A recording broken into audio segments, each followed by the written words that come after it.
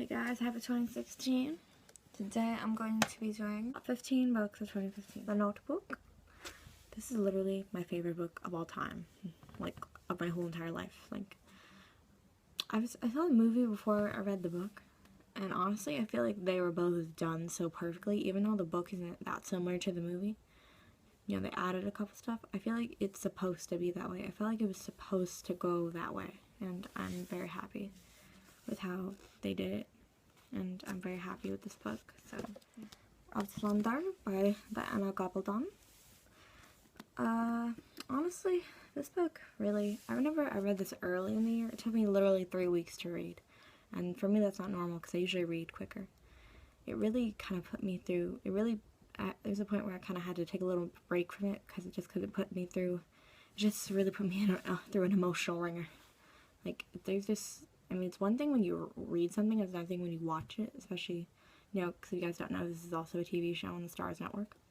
But for me, reading the book is just, I don't know, because when you're actually feeling people's thoughts, when you actually read people's thoughts and emotions, it's a whole different experience, guys. So I kind of, it's like I almost want to throw this book out the window, but I also want to thank Diana Gabaldon for kind of, like, almost, like, helping me to express my emotions more with books. Because, I mean, books, like, I don't know, I feel like it's kind of opened me out more with books, I guess you could say. I have here 12th Grade Kills by Heather Brewer. This is the last book in the Chronicles of Vladimir Tod. You know, I was very frustrated a lot of times with this book, and there's a few things with the ending of the book I was not expecting to happen, but I'm sort of glad with some of the things that did happen. And, you know, the series, you know, it's kind of made me a little, makes me very nostalgic when I think about it, because it kind of reminds me of my middle school days series. And, you know, just, you know, because I'm still in mourning almost over the end of the series. But you know what, the Slayer Chronicles is out, and now at some point I will buy that. Maybe this year, who knows. So yeah, and here I have The Elite by Kiara Cass.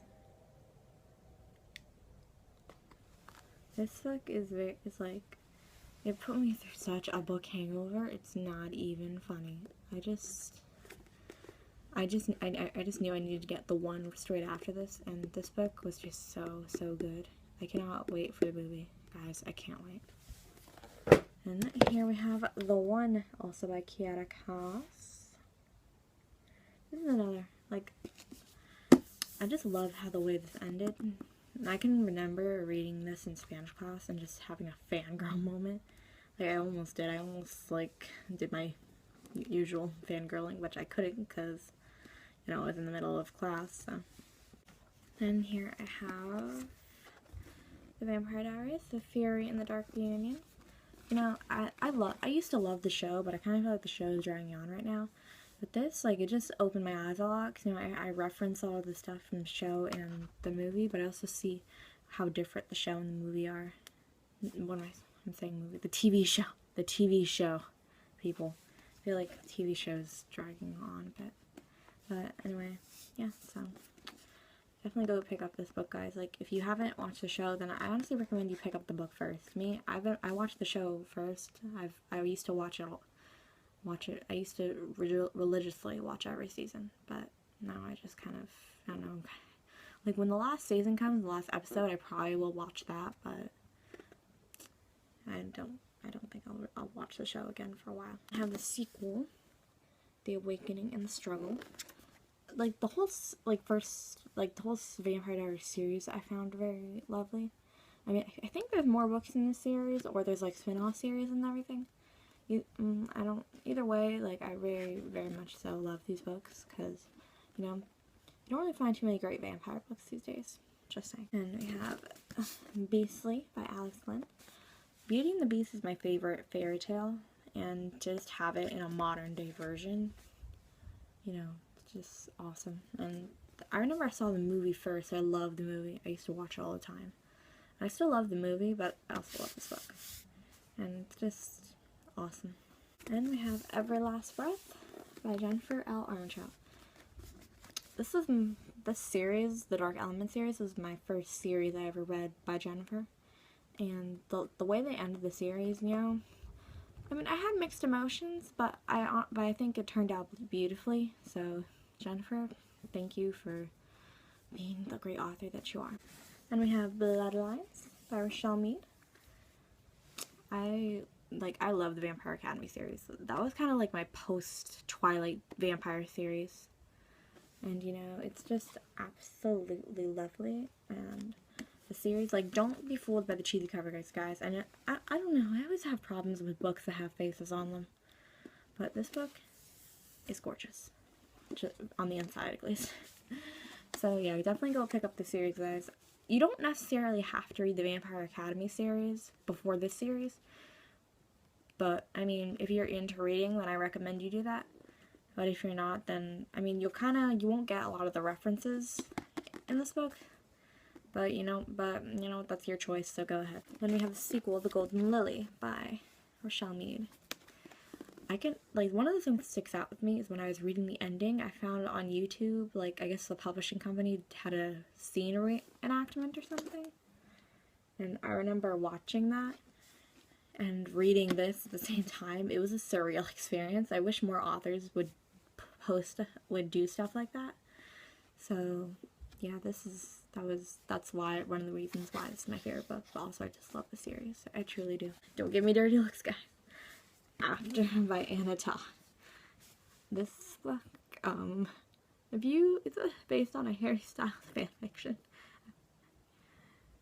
Anna Todd, let me just say, you really, I'm just gonna give you props for being brave enough to write stuff like this, to let your inner fangirl come out.